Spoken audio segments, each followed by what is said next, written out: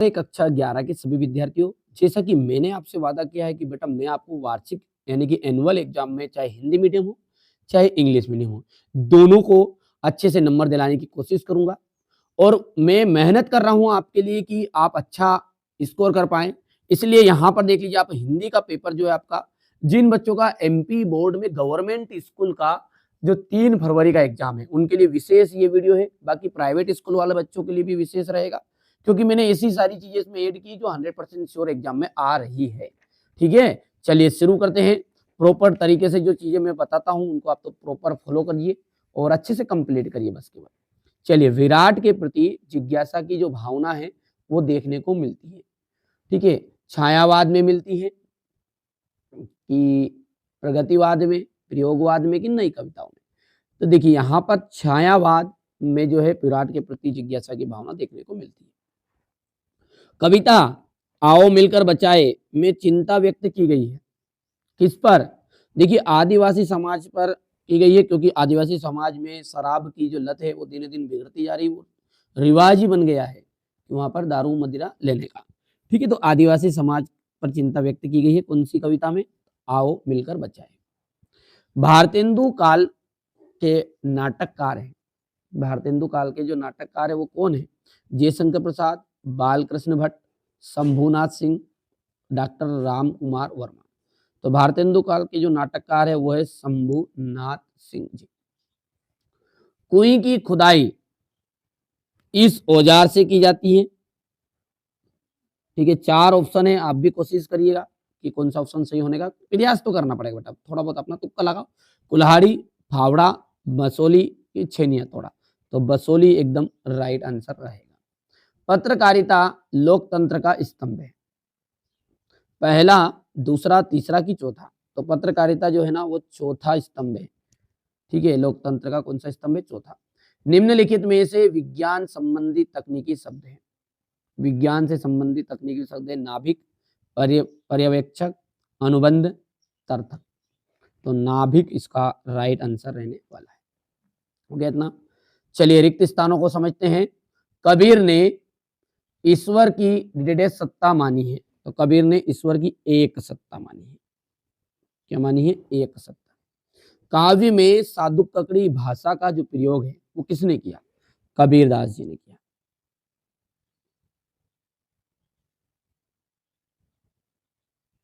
कबीरदास ने किया। मियाँ चारपाई पर बैठे बैठे किसका मजा ले रहे थे? बीड़ी का मजा ले रहे थे। चारपाई पर बैठे बैठे किसका मजा ले रहे थे? बीड़ी का। लेखक कुमार गंधर्व के अनुसार लता ने रस के साथ अपेक्षाकृत न्याय नहीं किया है। लेखक कुमार गंधर्व के अनुसार लता ने करुण रस के साथ, किनके साथ? करुण रस के साथ। तो थोड़ा सा छोटा कर लेते ताकि काफी बड़ा हो गया है। ये हो गया इतना। ठीक है, हाँ यहां पर अपना आ जाएगा करुण रस। करुण रस तो लिखिए। डायरी नितांत है एक व्यतिरेक रचना है। व्यक्तिक। काव्य का सौंदर्य बढ़ाने वाले धर्म को कहा जाता है अलंकार। हो गया। चलिए आगे देखते हैं, जोड़ी को समझते हैं। सबसे खतरनाक, सबसे खतरनाक कहा जाएगा आपका पहले का अवतार सिंह संधू पास। ठीक है, हो गया इतना।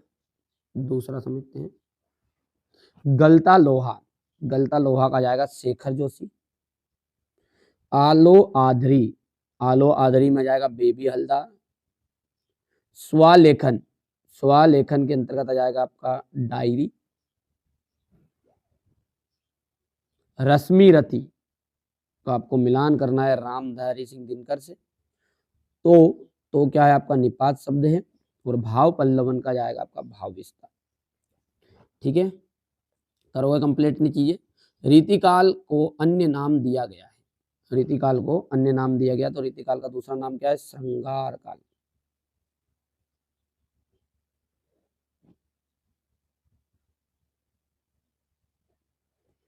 नेहरू जी के सवालों का जवाब कौन से व्यक्ति ने दिया था? हट्टे कट्टे जाट ने। हट्टे कट्टे जाट। धरातल पर बहने वाले पानी को क्या कहा जाता है? धरातल पर जो पानी बहता है उसे कहते हैं पालर पानी। पटकथा की मूल इकाई क्या होती है? तो पटकथा की मूल इकाई दृश्य। काव्य के कितने भेद है? काव्य के 2 भेद है। विस्तृत कलेवर वाले काव्य को क्या कहा जाता है? तो महाकाव्य कहा जाता है। सूत्र रूप से कही गई बात को विस्तार से लिखना और समझना क्या कहलाता है? भाव पल्लवन।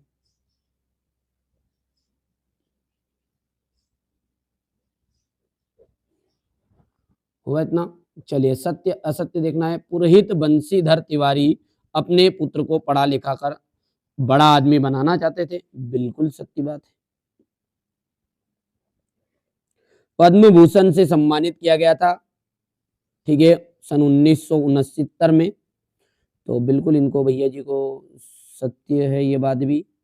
भारतीय संगीत सुर ताल राग और काल से संबंध है, तो ये बात भी आपकी सत्य है। डायरी नितांत अतरंग रचना है, सत्य है।